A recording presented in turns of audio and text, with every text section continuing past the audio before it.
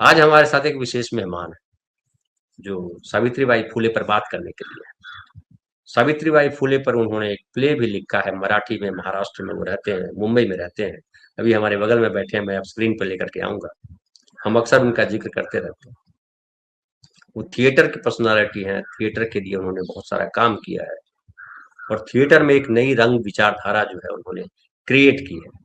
और केवल हिंदुस्तान नहीं, दुनिया के ढेर सारे देशों में वो गए हैं अपनी विचारधारा को लेकर के, अपनी नाट्य धारा को लेकर के, अपनी टीम को लेकर के, और वहाँ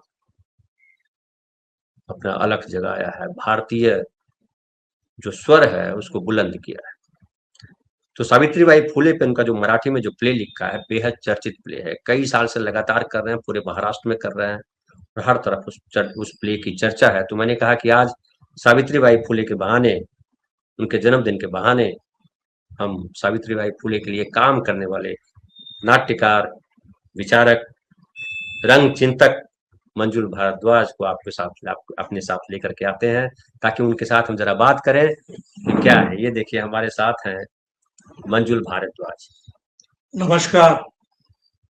आप सबका प्रेम, आप सबका अभिवादन और आप सबका इस वैचारिक चैनल द नागरिक से जुड़ने के लिए बहुत बहुत स्वागत और अभिनंदन। जी, तो आपका स्वागत है मंजुल भाई। अब मंजुल भारद्वाज के बारे में हमने परिचय तो दे ही दिया है, बाकी आप देखिए, इनको सुनिएगा तो आपको लगेगा कि मंजुल भारद्वाज जो है सिर्फ नाटक नहीं करते हैं। हालांकि नाटक करना अच्छा नहीं माना जाता है। बड़ा नाटकबाज, बड़ा नाटक करता है, ऐसा कहा जाता है। लेकिन ये नाटक जीवन को आपके सामने रखते हैं। ये नाटक नहीं करते हैं, जमीन पर, मंच पर आपके सामने आपके जीवन के, आपके आसपास के जीवन को, जिन जीवनों को आप नहीं देख पाते, उन जीवनों को वो लेकर के आते हैं। और जीवन के भीतर जो मर्म है, जीवन का जो मर्म है, जीवन की जो तहें हैं, जो निहित है, उसको पर्दे पर लाते हैं, साकार करते हैं, शब्द के माध्यम से, भाव के माध्यम से, अभिनय के माध्यम से। मंजुल भाई, आप सावित्रीबाई फुले को किस तरह से देखते हैं और आज उनकी क्या प्रासंगिकता पाते हैं? सावित्रीबाई फुले आज पहले से कहीं ज्यादा प्रासंगिक हैं। 3 जनवरी 1831 में जन्मी ये विभूति, उनकी आज 195वीं जयंती है। और सावित्रीबाई फुले को हम प्रथम शिक्षिका के रूप में याद करते हैं, लेकिन मित्र, ये उनके कार्य को सीमित करना है। सावित्रीबाई फुले केवल शिक्षिका नहीं थी, वो समता ज्योति थी। समता, समानता का अलख उन्होंने जगाया और उसके लिए उन्होंने शिक्षा माध्यम बनाया। और वो शिक्षा माध्यम इसलिए बनाया क्योंकि उन्होंने शिक्षा को परिभाषित किया था कि शिक्षा केवल अ आ इ ई A B C D literacy नहीं है। शिक्षा वो है जो अपने हक, हुकूक, अधिकार, तर्क, चिंतन को मजबूत करे, प्रबल करे। शिक्षा वो माध्यम है जो आपके अंदर आत्मबल जगाए, जो आपके भ्रम, भक्ति भाव को के जंजाल से, कूड़ा करकट से निकाल के आपको स्वच्छता, निर्मलता और मनुष्यता का बोध कराए। और इतने साल बाद जो सवाल उठा, वो सवाल कि हमें ये नाटक क्यों लिखना पड़ा।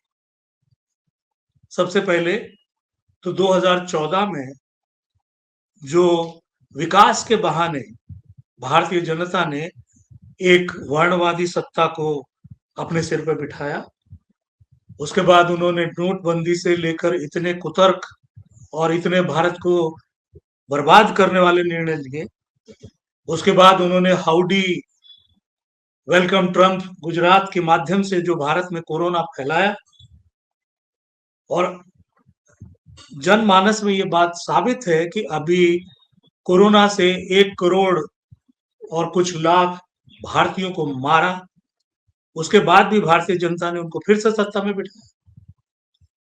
तो हमारे सामने सवाल ये हुआ कि कोरोना काल में भारत बंद है, देश कब्रिस्तान, शमशान बना हुआ है, और ये दिमागी रूप से फ्रोजन स्टेट है भारत का, कि कोई विरोध नहीं, कोई प्रतिरोध नहीं, और सब अपने घरों में बंद है और मर रहे हैं। ऐसे में हमने बुद्ध को याद किया कि उन्होंने, बुद्ध का मेटाफोर है कि वो चार दीवारों में बंद पत्थरों के से भी संवाद करते हुए तरंगित होते हैं। ऐसे में हमने एक संकल्पना दी, वो है सांस्कृतिक सृजनकार, कल्चरल क्रिएटर्स। कि जैसे हमारा मानना है, और ये दुनिया तो इस बात की गवाह है, कि सत्ता जो है वो नीति बना सकती है, लेकिन कला मनुष्य को मनुष्य बनाती है, मनुष्य को इंसान बनाती है। और जो मनुष्य में इंसानियत का बोध जगाए, वही बोध कलात्मक बोध है। फिर हम बैठे रहे सब कलाकार, और जैसे आप लाइव हैं वैसे हमने लाइव बात किया तकनीक के माध्यम से। तो सबने ये तय किया कि हमको ये संकल्पना, ये चार दीवारियों को तोड़ना है, और मुख्य तो जो फ्रोजन स्टेट है समाज की, उसको भेदना है। तो हमने तैयार किया नाटक लोक शास्त्र सावित्री। लोक शास्त्र सावित्री नाटक में हम सावित्री बाई ने जो पत्थर खाए, जो उन्होंने उनके ऊपर पखाना फेंका गया, जो उनका संघर्ष था, वो संघर्ष तो है ही है, लेकिन उसमें उनकी जीवनी का वर्णन, हम भक्ति भाव, उनका गुणगान नहीं कर रहे। हम नाटक लोक शास्त्र सावित्री में सावित्री बाई फुले का विचार क्या है, उनके जीवन मूल्य क्या है, वो किस लिए संघर्ष कर रही हैं, इनको हमने बखूबी दर्शाया। बहुत बढ़िया। और वहां पहला सवाल उठाया, वो सवाल ये है कि एक सावित्री बाई ने शिक्षित हुई तो उन्होंने करोड़ों महिलाओं को शिक्षित किया, पर आज भारत में करोड़ों महिलाएं शिक्षित हैं, लेकिन एक सावित्री बाई फुले नहीं है। ये फर्क है। और दूसरा उसमें ये हुआ कि सत्ता अनुकूलन, कितने साल सत्ता में रहते हुए जो हमारे वर्णवादी व्यवस्था है वो अनुकूलन करती है। वो वाली सावित्री और ये सावित्री बाई फुले को उन्होंने एक कर दिया, और इस भ्रम जाल में वो वट सावित्री और सावित्री बाई फुले एक हो गए। और आज तो उन्होंने बाकायदा षड्यंत्र रच के, जो फुलेवाड़ा है पुणे में, वहां बाकायदा जो वट वृक्ष है उसमें बाकायदा सावित्री बाई के जो धागा मानने वाली हैं, उस पर उनका कब्जा करने का अभियान चल रहा है, षड्यंत्र चल रहा है। तो ऐसे में हमने ये सवाल किया। बहुत महत्वपूर्ण बात आपने कही। जी। अच्छा, हमारे ढेर कई सारे साथी पुणे के हैं। आप अब इस बार जब मंजुल भाई पुणे जाएंगे तो मैं चर्चा कर दूंगा। पुणे में कई शोज किए हैं, कौन सा थिएटर हॉल वहां है? वहाँ बाल गंधर्व है, वहां पे प्रयोग किए, भीमसेन जोशी है वहां पे प्रयोग किए, और इसके अतिरिक्त और भी कई जगह है जहां हमने उसको प्रस्तुत किया। पुणे के खास कई सारे दर्शक हमारे पुणे के हैं, जो राइट साइड हमारे पैनलिस्ट से फातिमा जी हैं, राजेश राठौर हैं, बरसाती लाल जी हैं, ये सब पुणे में रहते हैं, इसलिए मैंने जिक्र कर दिया। जी, पुणेकरांना माझं अभिनंदन आणि स्वागत, आणि आपण लवकरच भेटूया। जो मैंने अच्छा, ये समझिए कि ये है हरियाणा के, प्ले मराठी में लिखा है, और मराठी इतना बढ़िया बोलते हैं। अब प्ले लिखने का मतलब समझ लीजिए कि मराठी में जो व्यक्ति इतना अधिकार रखता है तभी तो लिखेगा। साहित्य लिखना आसान काम नहीं है। तो मराठी, हरियाणा का व्यक्ति महाराष्ट्र आकर के मराठी सीखता है, और सीखता नहीं है, मराठी बहुत बढ़िया बोलते हैं, मराठी लोगों के साथ संवाद करते हैं, और उत्कृष्ट संवाद करते हैं। जी मजलू भाई प्लीज कंटिन्यू करें। तो कोरोना काल में मराठी की एक समृद्ध रंगभूमि है, और जैसे हमारे हिंदी सिनेमा में दर्शक संस्कार है, कितना भी खराब सिनेमा हो, अच्छा सिनेमा हो, दर्शक सिनेमा देखने जाते हैं। वैसे ही मराठी की खास बात है कि मराठी में नाटक अच्छा हो खराब हो, लेकिन दर्शक आते हैं देखने के लिए। तो मराठी रंगभूमि को पंडित विष्णुदास भावे की रंगभूमि माना जाता है, लेकिन जब कोरोना काल ने सतत प्रयोगशील मराठी रंगभूमि को तालाबंद कर दिया, तो थिएटर ऑफ रेलेवेंस के कलाकारों ने मराठी रंगभूमि को पुनर्जीवित किया, और वो भी नाटक लोक शास्त्र सावित्री से। उसका प्रथम प्रयोग हुआ था, कोरोना काल था, हमारे सब प्रतिबद्ध जियाले रंगकर्मियों ने अपने जीवन की परवाह नहीं करते हुए 3 जनवरी 2021 को इस नाटक को मालती ताई वैद्य स्मारक ट्रस्ट में बदलापुर में मंचित किया।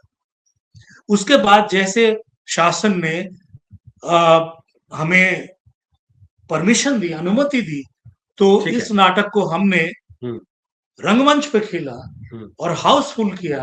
और लोक शास्त्र सावित्री इस नाटक ने मराठी रंगभूमि को पुनर्जीवित किया, और वो वर्णवादी रंगभूमि नहीं, वो प्रगतिशील समता की रंगभूमि के रूप में शुरुआत की। ठीक है।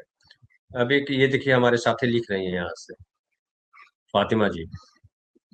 एक तो इरफान शेख लिख रहे हैं। इरफान भाई, ये जो आप लिख रहे हो ना, इसमें टोन आपका गड़बड़ है। आपके दिमाग में कुछ उल्टा चल रहा है। आप क्या लिख रहे हो? सावित्रीबाई फुले के साथ एक और लेडी टीचर थी, सर उनको क्यों भूल गए आप? नहीं, एक मिनट, मैं फातिमा जी को एक मिनट। फातिमा शेख जी को मैं भी जानता हूँ, फातिमा जी को मैं भी जानता हूँ, लेकिन प्रसंग पे प्रसंग कहा जाता है। हंसुआ के बिया में खुरपी का गीत नहीं गाया जाता है। फातिमा जी का अलग कैरेक्टर है, और सावित्रीबाई फुले से उसको जोड़ दीजिएगा, ये परंपरा चल पड़ी है हिंदू मुसलमान एकता लाने के क्रम में। लेकिन किसकी क्या भूमिका है उसको स्पष्ट करना होता है, समझ गए? तो ये टोन आपका सही नहीं, हम भूलते नहीं किसी को, जानते हम भी जानते हैं। और दूसरा देखिए, फातिमा जी बड़ा अच्छा लिख रही है, कह रही है कि फुलेवाड़ा भिड़ेवाड़ा दो है। फिर वो लिख रही है कि जंगली महाराज रोड पर बाल गंधर्व रंग मंदिर है, पुराना नटराज थिएटर के पास बाल गंधर्व रंग मंदिर है ना? ये बता रही है कि जी ये पुणे की है। तो अब जब जब मंजुल जाएंगे तो मैं जिक्र करूंगा, आप फातिमा जी जाइएगा इनके प्ले देखने के लिए। बहरहाल मंजुल भाई, क्या आपको लग रहा है कि पुणे में भी आपने बड़े सारे शोज किए, पुणे का इलाका ही जो है उनका इलाका था, पुणे में ही बल्कि पढ़ाती थी वो।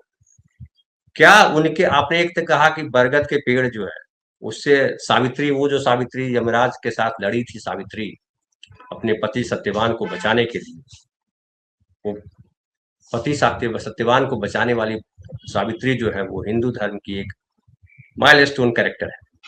और ये सावित्री बाई फुले वो थी जो अपने पति को बचाने के लिए, पति के साथ चल करके महिलाओं को बचाने के लिए लड़ाई लड़ी, हमारे समाज को बचाने के लिए लड़ाई लड़ी। चूंकि ये स्त्री पुरुष दो अलग नहीं है, स्त्री पुरुष एक सिक्के के दो पहलू की तरह है। एक सिक्के का एक पहलू अगर कमजोर हो जाएगा तो वो सिक्का खोटा कहलाएगा। हिंदू धर्म के लोगों ने लंबे समय तक हमारे समाज को खोटा सिक्का बना करके रखा। क्या आपको लगता है कि सावित्रीबाई फुले आपके नाटक के माध्यम से या और समाज में ये चेतना आई है कि स्त्रियों को कैसे पढ़ाया जाए? जो सावित्रीबाई फुले का मोटो था, जो आपने शुरुआत में जिक्र किया कि सावित्रीबाई फुले का मोटो क्या था, क्या वो स्त्रियों में वो विकास दिखता? हालांकि एक बात जो आपने कही कि सावित्रीबाई फुले नहीं दिखाई पड़ती है, कई सारी महिलाएं हैं जो काम कर रही हैं, उसमें सुधा भारद्वाज है और भी कई महिलाएं हैं जो लड़ रही है समाज के लिए, महिलाओं के लिए भी लड़ रही है।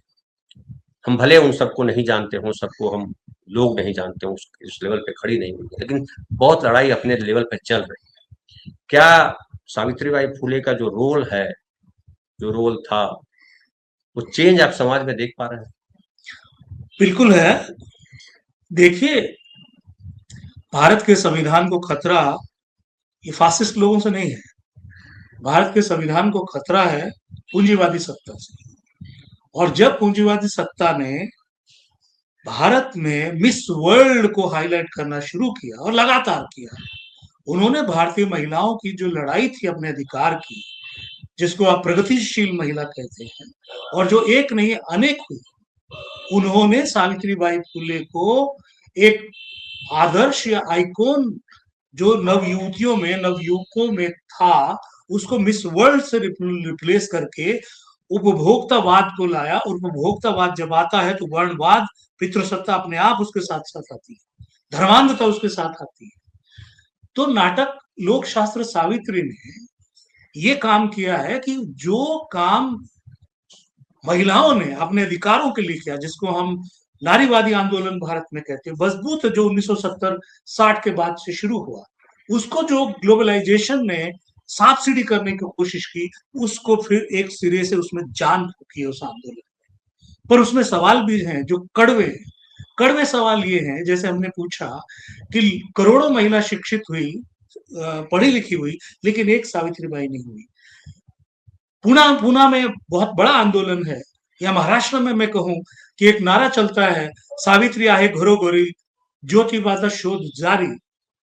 ये हमारी उत्साहवर्धक हमारा एक घोष वाक्य है, लेकिन आप सच्चाई का सामना कीजिए। अगर सावित्रीबाई घर घर में है, सावित्रीबाई फुले घर घर में है, तो लाड़ की बहन अपना वोट क्यों बेचती है? महाराष्ट्र की जनता एक वर्णवादी धर्मांध को सत्ता पे क्यों बिठाती है? और मान लिया कि ईवीएम ने चोरी की, तो पूरे महाराष्ट्र में आंदोलन क्यों नहीं हुआ? केवल एक गांव क्यों खड़ा हुआ कि हम बैलेट पेपर से चुनाव के लिए तैयार हैं? ये सवाल हमको झकझोर कर देने वाले हैं, और इन सवालों का सामना करना पड़ेगा। ये नहीं है, एक मिनट में बात ये नहीं है कि नारियों ने क्या नहीं किया, ये नहीं है। अरे नारियों ने किया, तभी तो मेरे जन्म से पहले मैं ये बात मेरी चेतना दिमाग में आई। मेरे नाटक लिखने से पहले या मेरे जन्म लेने से पहले सावित्रीबाई फुले थी, उनका नाम था, तो पूरे समाज ने उनके नाम को रोशन किया। लेकिन लड़ाई ये है कि तर्क सम्मत कौन लड़ेगा, लड़ाई ये है कि सवालों का सामना कौन करेगा। और हम ये कहते हैं बहुत बढ़िया है, घरोघरी सावित्री आहे, ज्योतिबाचा शोध जारी है, मतलब घर घर में सावित्रीबाई है, लेकिन कौन सी सावित्री है? सावित्रीबाई फुले। और पितृ सत्तात्मक सत्ता को चुनौती देने वाला विचार हम आज नहीं करेंगे तो संविधान, माफ कीजिए, वो झुंझुना है। संविधान जब तक जमीन पर नहीं उतरेगा तो आदर्श और प्रवचन वाली किताब मात्र है। उस किताब का हमें सहारा है। और सबसे बड़ी बात सीखने की मित्र ये है कि जब महात्मा ज्योतिबा फुले और सावित्रीबाई फुले ने ये समता की लड़ाई शुरू की शिक्षा के माध्यम से, तब संविधान नहीं था उनके पास। आज आप शिक्षित हैं, आज आप साक्षर हैं, आज आप कहीं काम कर रहे हैं, आज आप स्कूल में जा रहे हैं, लेकिन पितृसत्ता का मंगलसूत्र टांग के आप रस्मो रिवाज करते हैं 3 जनवरी को उनके फोटो पे हार और आरती गा के। सवाल हमारा ये है कि मेरे अंदर सावित्रीबाई फुले कहाँ है, मेरे अंदर महात्मा फुले कहाँ है, या मैं केवल सत्ता अनुकूलन कर रहा हूं? मुझे उनको मैंने केवल शोभा वस्तु बना दिया है, उनको मैंने केवल पूजा सामग्री बना लिया है, या उनको एक चेतना सम्मत प्रेरक माना है, और उसके लिए हम प्रतिबद्ध हैं, कटिबद्ध हैं। बहुत बढ़िया मंजुल भाई। देखिए हमारे एक साथी लिख रहे हैं, आपकी बात को आगे बढ़ाया, उन्होंने लिखा है कि लक्ष्मी अय्यर जी है, then there will be real change, है ना, जो आपने कहा। और देखिए फातिमा जी, हमारे पास भी फातिमा जी, वो पुणे की है ना, वो फातिमा शेख थी, ये फातिमा जी हैं। और ये देखिए बहुत बढ़िया लिखती हैं ये कह रही हैं कि जब मिलेंगी आप तो उनको सम्मानित कीजिएगा, बुलाइएगा मंच पर, बोलेंगी वो आपके प्ले के बारे में भी। फातिमा जी आप जाकर के बोलिएगा इनके प्ले के बारे में जरूर, चूंकि आप मराठी समझती हैं। फातिमा जी कह रहे हैं कि फातिमा शेख सावित्री बाई फुले जी की सहकारी हैं, लेकिन महात्मा ज्योतिबा फुले और सावित्री बाई फुले जी का जिस तरह से विरोध होने के बाद भी जिस तरह से उन्होंने शिक्षा के लिए काम किया वो अनमोल है। बहुत बढ़िया आपने लिखा। तो मंजुल भाई आप आए। मैं इसमें एक बात और कहना चाहता हूँ जी कि फातिमा शेख बहुत महत्वपूर्ण है। और जब कोई नहीं मिला और जब घर से नाराज होकर घर वालों ने महात्मा फुले को निकाल दिया, तो महात्मा जो फातिमा शेख और उनके स्कूल में पढ़ाने वाले उनकी महत्वपूर्ण सहकारी हैं, और उनका अभिवादन है। और एक है कि कभी फातिमा शेख और सावित्रीबाई फुले दोनों पे कोई कार्यक्रम करें, उन दोनों पे उनकी बातचीत हो। और मैं एक बात कहना चाहता हूँ, मेरे पास आज जो मराठी भूमि के कलाकार हैं उनका मैं उल्लेख करना चाहूंगा। वो है अश्विनी नांदेड़कर, सायली पावसकर, कोमल खामकर, उसके साथ में है तुषार मस्के, साक्षी खामकर, श्रुतिका खामकर, संध्या बाविस्कर, रूपाली जोशी, तनिष्का लोंडे और बहुत सारे कलाकार हैं। ये कलाकार, इन कलाकारों ने उस समय में अपने जीवन की परवाह नहीं की और मराठी रंगभूमि को समृद्ध किया, उनका भी अभिवादन। और आज मराठी रंगभूमि में थिएटर ऑफ रेलेवेंस नाट्य दर्शन ने मराठी रंगभूमि को प्रगतिशील समतावादी रंगभूमि के नाम से जीवित किया है। ठीक है। और सारे मराठी दर्शकों का अभिवादन, अभिनंदन। नमस्कार, सलाम. आपण लवकरच भेटूया आणि हे मराठी प्रेक्षकासाठी खूप अभिनंदन आपलं. आणि लोकशास्त्र सावित्री नाटक पाहून एक प्रेक्षक रडतोय, त्याचा भाव अभिव्यक्त करतोय. कसं-कसं त्यांनी लहानपणी काय-काय झेललं आहे, सहन केलं आहे आणि ते एकत्र आहे. त्यांचंही अभिवादन, अभिनंदन, सलाम. हम हैं.